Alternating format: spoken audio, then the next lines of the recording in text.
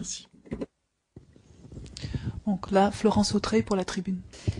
Oui, c'est une question pour Monsieur Châtel. Sur les aspects plus sécurité, surveillance, protection des ayants droit, il y a trois aspects. J'avais trois petites questions sur l'article 6A qui précise un petit peu les conditions dans lesquelles en fait les opérateurs peuvent brasser des données de connexion à des fins de sécurité. Est-ce que vous pouvez nous dire un peu quelle est la position du Conseil, c'est-à-dire est-ce que la base juridique d'une utilisation de ces données de connexion à des fins de sécurité est désormais établie. Enfin, est-ce que le Conseil penche pour ça? Sur le fameux article 138, pas l'article, justement l'amendement 138, le fameux amendement Bono, quid? Qu'est-ce qui sort du débat? Et sur l'amendement 166 qui avait été introduit au Parlement et qui interdisait le filtrage, qui limitait extrêmement les dispositifs de filtrage.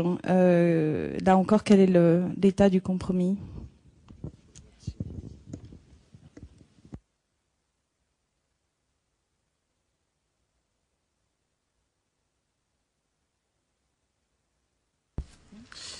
Alors, on voit que vous êtes une experte du sujet. Sur les données personnelles, effectivement, ça a été adopté. Hein. Sur l'amendement 138, compte tenu de la situation au sein du Conseil et de la volonté de l'immense majorité des États membres de ne pas l'intégrer, ça n'a pas été adopté. Et enfin, sur le filtrage, qu'est-ce qu'il y a dans la... Il n'y a pas de disposition sur le filtrage. Voilà. Voilà, on prend la question de monsieur. Voilà, show you're active. For Mr. Châtel. À l'adresse de Monsieur Châtel. Au cours des négociations ce matin, l'Allemagne a fait une série de propositions. L'une concernait les services de nouvelle génération. Il s'agissait essentiellement de promouvoir les investissements dans les infrastructures de réseau. Et je me demandais si vous aviez repris cette proposition de l'Allemagne dans le texte définitif, dans celui qui était adopté. Et si oui, je me demandais si vous aviez tenu compte des desiderata de certains segments du secteur, notamment ce qui concerne le partage ou la répartition des risques liés aux investissements. Et puis, pour Madame la Commissaire,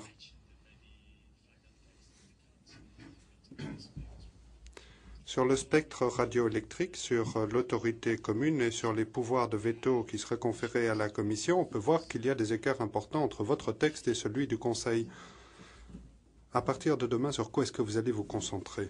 Alors, sur le premier point, effectivement, l'Allemagne a déposé un amendement qui a été proposé par la présidence dans le cadre du compromis final, qui a été adopté.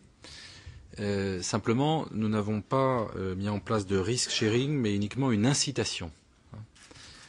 Sur le deuxième point, je laisse Viviane vous répondre. You know that the Commission... Vous savez que la Commission a fait une recommandation sur les réseaux de nouvelle génération, sur les prochains réseaux. Et nous souhaitions tenir compte des risques liés aux investissements. Nous souhaitions tenir compte du prix final. En quelque sorte, rien n'a changé. Et dans le nouveau texte sur la séparation fonctionnelle,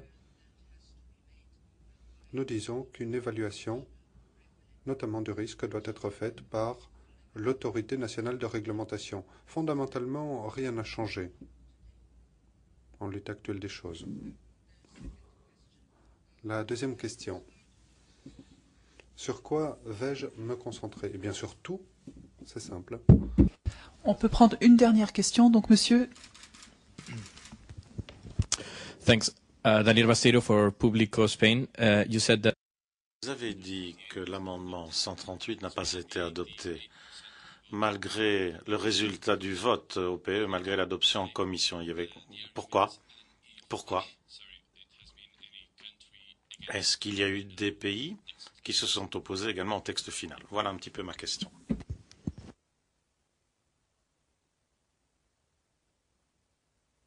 Sur l'amendement 138, effectivement, nous l'avions d'ailleurs constaté dans le cadre des groupes de travail préparatoires, il y avait plusieurs États membres, l'immense majorité, qui ne souhaitaient pas que ce soit intégré à ce stade-là du texte.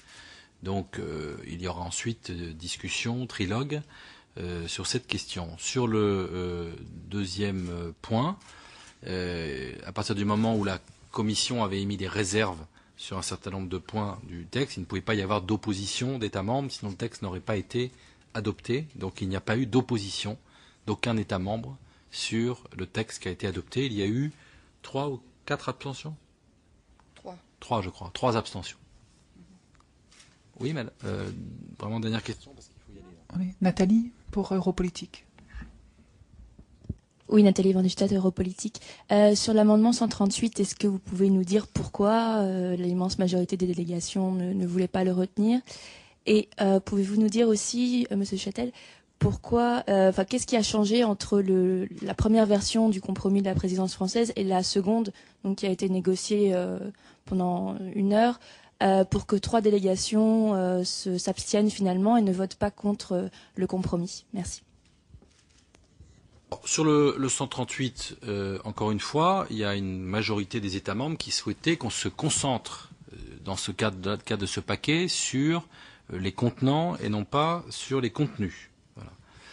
Sur le compromis final et le résultat des votes, c'est le processus de compromis et de discussion. Nous avons eu une suspension de séance, nous avons des échanges. Les États se sont... Je crois qu'il y a eu ce matin une prise de conscience de la part des États membres qu'il ne fallait pas bloquer le processus. Et que si le processus était bloqué, le paquet télécom était fortement compromis et en tout cas ne pouvait pas être adopté avant la fin du mandat. C'est le constat que nous avions fait avec les Tchèques qui assureront la présidence après nous. C'est qu'il fallait une étape aujourd'hui qui était l'adoption du texte par le Conseil. Et je pense que nous avons réussi à faire partager cela par l'ensemble de nos collègues. Voilà.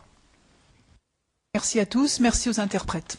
À plus tard pour la prochaine conférence de presse cet après-midi.